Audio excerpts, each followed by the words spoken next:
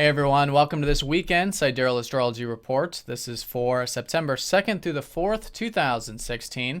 I'm Athen, and this is for Sidereal Astrology. If you are new to the channel, be sure to check out the link down below because the signs are different.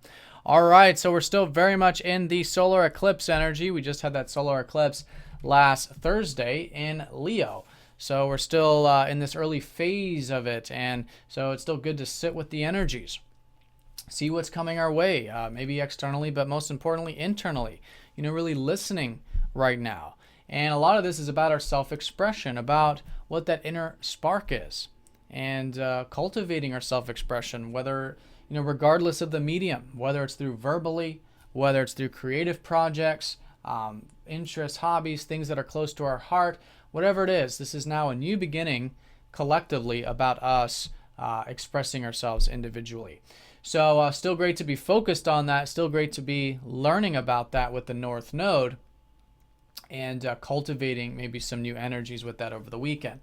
Now, the moon is going to be in Virgo, which is the step up from Leo, which is once we become aware of the inner spark and the inner flame, then it's about actually putting it into something, right? Virgo is like the analogy of how in Leo we get inspired to maybe make a painting or something, and then in Virgo we're actually getting good at painting. This is about improvement, this is about development, and really putting in the work to cultivate this expression. So this is a great way of working with the weekend, with the moon here in Virgo, Friday, Saturday, and Sunday, emphasizing the importance of personal development, and I think most importantly developing that self-expression into something that's real, tangible, and can be applied both for ourselves and others. Virgo is very much about helping others improve and developing things for others to enjoy and to work with, and that's why it's associated with our craft and our work. But anyways, yeah, so really emphasizing personal development, taking things nice and slow with this earth sign, and seeing where we can learn more about organization and improvement there.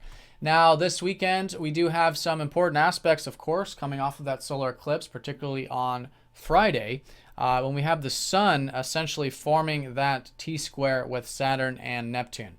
So I talked about how that solar eclipse was emphasizing the square with Saturn, which has been about this now patience and persistence, a slow and steady approach to our self-expression, and really building things that matter in life, which is Saturn and Scorpio. And Neptune, detaching from any ideals, seeing if there are any extremes with our ideals or hiding away or things that we might be escaping into in our lives. So detaching from those old patterns with the South Node.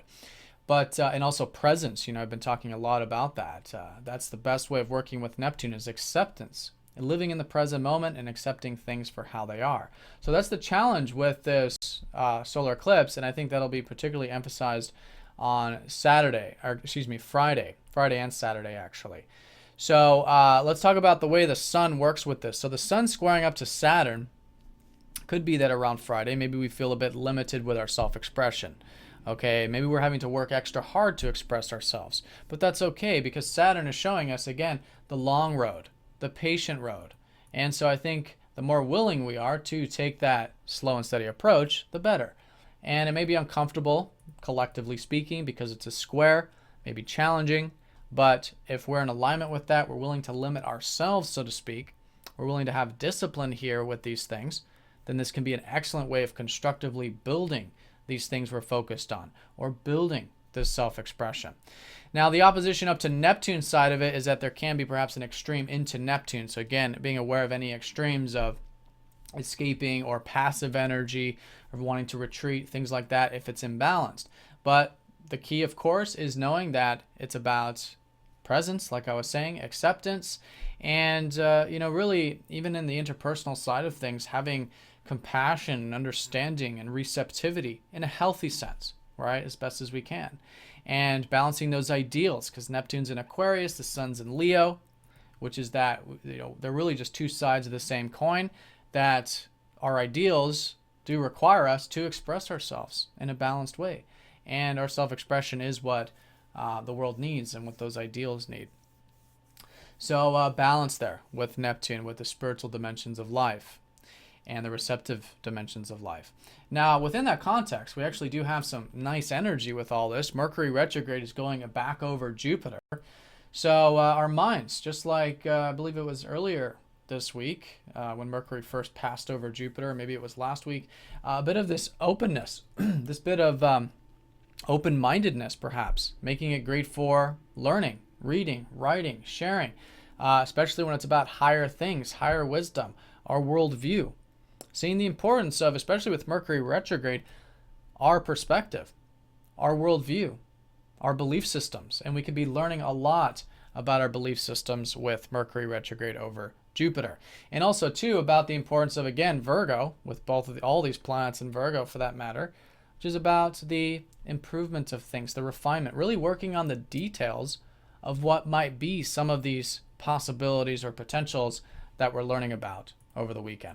Right, and of course, with all Mercury retrogrades, though, it's good to have the extra attention on the mind because we can perhaps be on autopilot, but it looks like Mercury is well aspected. Going over Jupiter there on Friday, the moon's actually going to go over Mercury and Jupiter, which is very nice, emphasizing this, maybe open, again, communication, open-mindedness. And then going into Saturday, which is still a lot like Friday, but will be waning that energy, it'll be dying down a bit. The moon does go over Venus, maybe emphasizing some of the relationship side of things. And this is that right now with relationships, it is about personal development, right? As we personally develop, we develop ourselves, it benefits our relationships. And having a healthy amount of that can really go a long ways. All right, so that's Friday, Saturday. As we go into Sunday, we do have the sun going over the north node, so there could be some more insight coming in at that time. All right, just like the eclipse, the north node is about what we're learning about, this self-expression, these new things, right, and the importance of that, especially the sun, because the sun, just like Leo, is about self-expression and is suggesting a new shift with that, maybe a new way of expressing ourselves or new interests. Again, just seeing things differently. And I think the more open we are to learning, in particular, about that, the better. All right, so that's the weekend in a nutshell. If you guys have any questions, please let me know. Have a great one, and I'll see you on Monday.